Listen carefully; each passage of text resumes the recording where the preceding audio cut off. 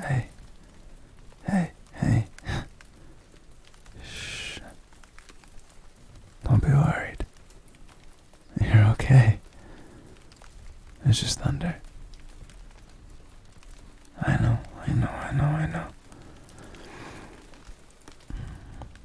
How about I read you a couple of poems and stories and comfort you and help you fall back asleep? Would you like that? Well, I was gonna do it anyway, so yeah, just get comfy, okay? And just sit here with me. And I'm just gonna read a bunch of random poems. So whatever it is, if you're having a hard time sleeping or you just want my company, like I said, get comfy. And I'm just gonna read some random poems.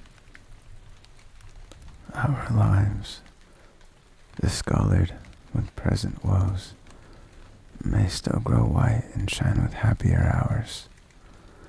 So the pure limp stream, one foul with stains of rushing torrents and descending rains, works itself clear, and as it runs refines, till by degrees the floating mirror shines, reflects each new flower that on the border grows, and a new heaven in its fair bosom shows. By Joseph Addison.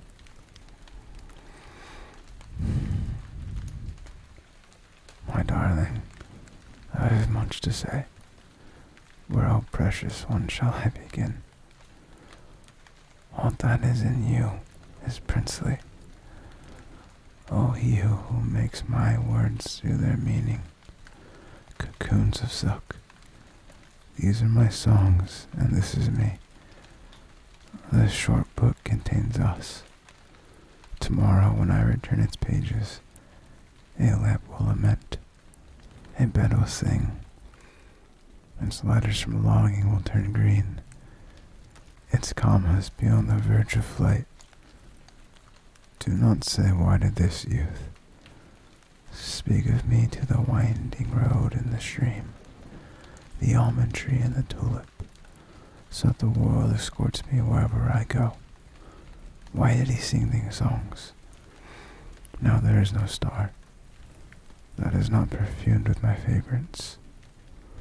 Tomorrow people will see me in his verse, a mouth the taste of wine, close-cropped hair. Ignore what people say. He'll be great only through my great love. What would the world have been if we have not been? If your eyes had not been, what would the world have been? By Nazar.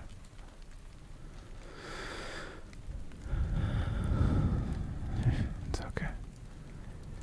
The fumes are fair in autumn yet, and the sun still shining there. But we bow our heads and we brood and fret because of masks we wear, or nod and smile the social while, and we say we're doing well. But we break our hearts. Oh, we break our hearts for things we must not tell. There's the old love, wronged ere the new was won. There's the light of long ago. There's the cruel lie that we suffer for, and the public we must not know. So we go through life with a ghastly mask, and we're doing fairly well. Oh, they break our hearts. Oh, they kill our hearts. Do the things we must not tell. We see but pride in a selfish breast, while the heart is breaking there. Oh, the world would be such a kindly world, if all men's heart lay bare. We live and share the living lie, we are doing very well. While they eat our hearts, the years go by, do the things we dare not tell. We bow us down to a dusty shrine or a temple in the east, or we stand and drink to the world-old creed with the coffins at the feast. We fight it down and we live it down, and we bear it bravely well, but the best men die of a broken heart for for the things they cannot tell. By Henry Lawson. The things we do not tell.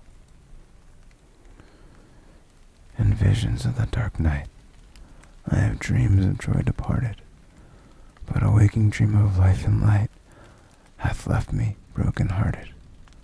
Ah, what is not a dream by day, to him whose eyes are cast on things around him with a ray turned back upon the past?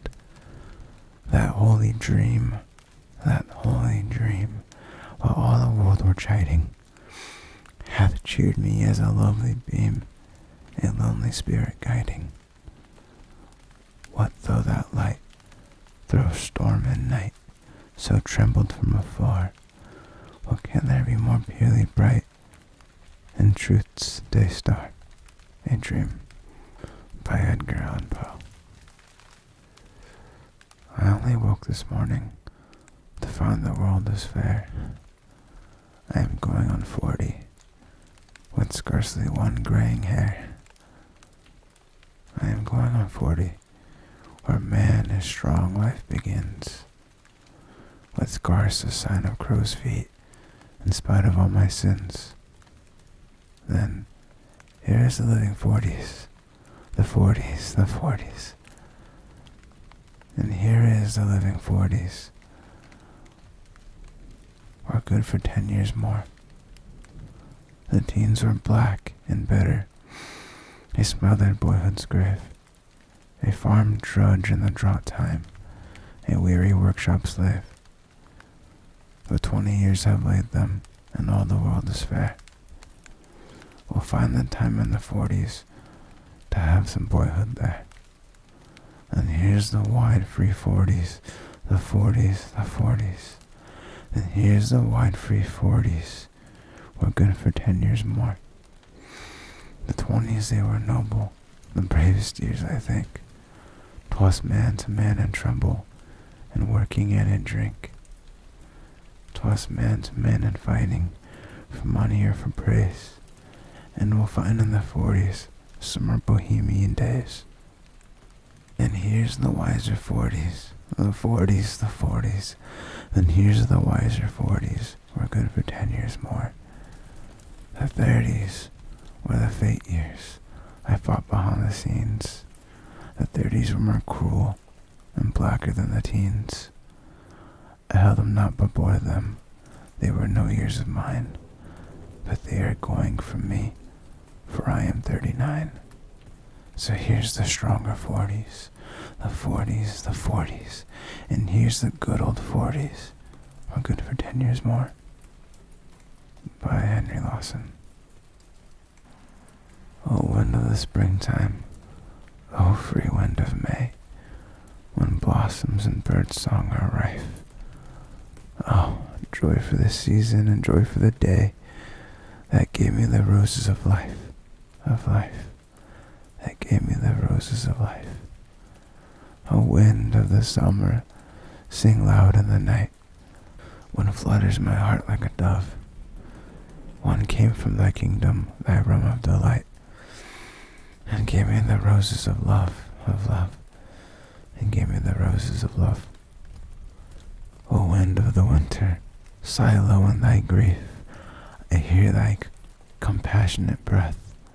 I wither, I fall, like the autumn-kissed leaf. He gave me the roses of death, He gave me the roses of death. By Paul Laurence Dunbar.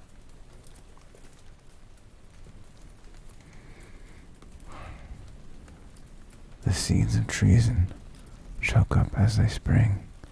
He acts the crime that gives it cherishing. Treason, by Robert Herrick.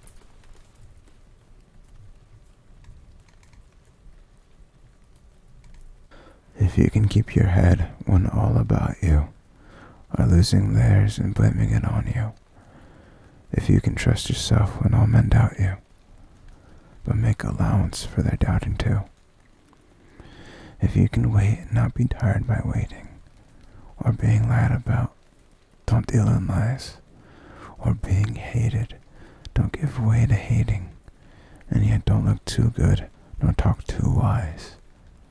If you can dream and not make dreams your master, if you can think and not make thoughts your aim, if you can meet with triumph and disaster, and treat those two impostors just the same, if you can bear to hear the truth you've spoken, twisted by knaves to make a trap for fools, or watch the things you gave your life to broken, and stoop and build them up with worn-out tools, if you can make one heap of all your winnings, and risk it on one turn of pitch and toss, and lose and start again at your beginnings, and never breathe a word about your loss, if you can force your heart and nerve and sinew to serve your turn long after they are gone, and so hold on when there is nothing in you, except the will which says to them, hold on.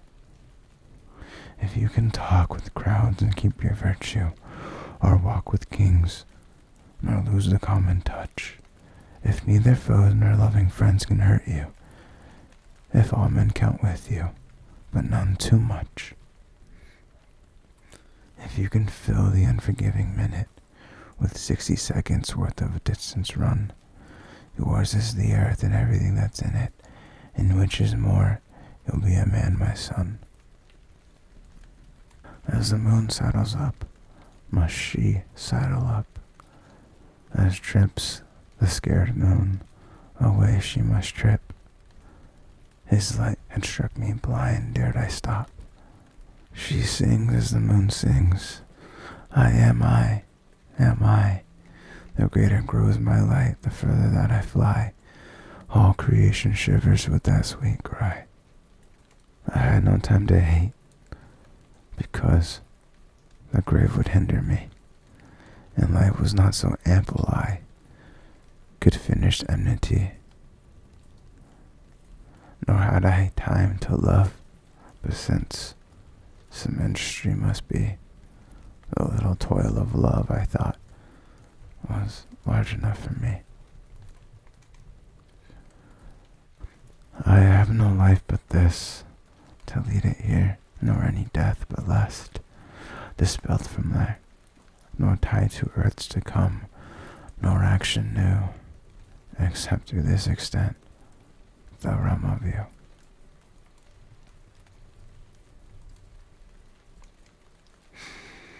I tell you how the sun rose, a ribbon at a time. The steeples swam in amethyst, the news like squirrels ran. The hills untied their bonnets, the bobolinks begun. Then I said softly to myself, that must have been the sun. But how ye set, I know not. There seemed a purple stile, which little yellow boys and girls were climbing all the while, till when they reached the other side, and a dominie in gray put gently up the evening bars and led the flock away.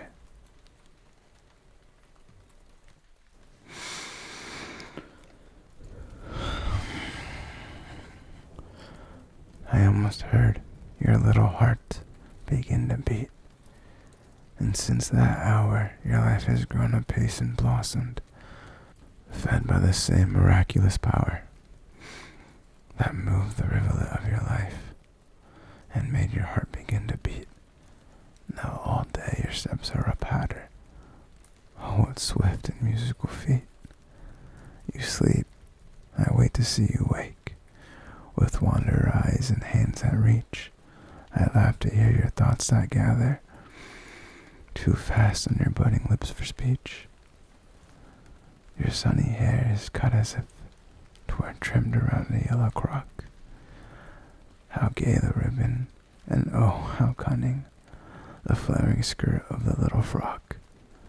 You build and play, and search and pry, and hunt for dolls and forgotten toys. Why do you never tire of playing, or cease from mischief, or cease from noise? You will not sleep. You are tired of the house. You are just as naughty as you can be. Madeline, Madeline, come to the garden, and play with Marcia under the tree. I am a certain god who slipped down from a remote height to a place of pools and stars, and I sat invisible amid a clump of trees to watch the madmen. There were cries and groans about me, and shouts of laughter and curses. Figures passed by with self-absorbed contempt, wrinkling in bitter smiles about their lips. Others hurried on with sad eyes, pursuing something. Then I said, "This is the place for Mad Frederick. Mad Frederick will be here." But everywhere I could see figures sitting or standing by little pools. Some seemed grown into the soil and were helpless, and of these some were asleep. Others laughed the laughter that comes from dying men trying to face death, and others said, "I should be content," and others said, "I will fly," whereupon sepulchral voices muttered, as if creatures sitting or hanging head down from limbs of the trees, "We will not let you." And others looked in their pools and clasped hands and said, "Gone, all gone."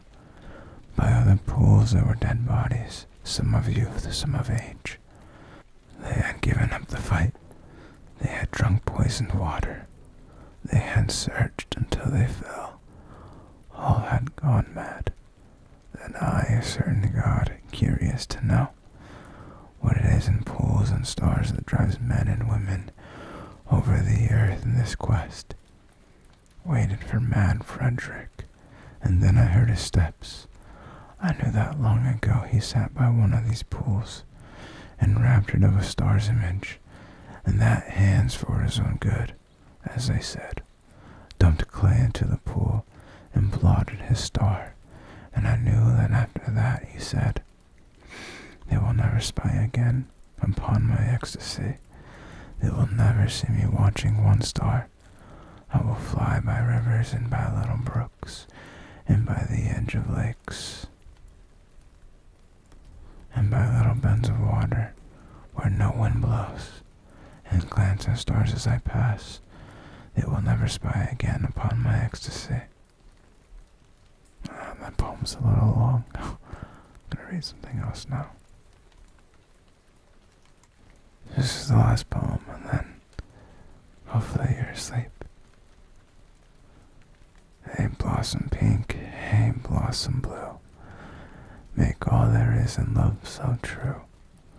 'Tis fit, methinks, my heart to move, to give it thee, sweet girl I love. Now take it, dear, this morning wear a wreath of beauty in thy hair. Think on it, when from bliss we part, the emblem of my wooing heart.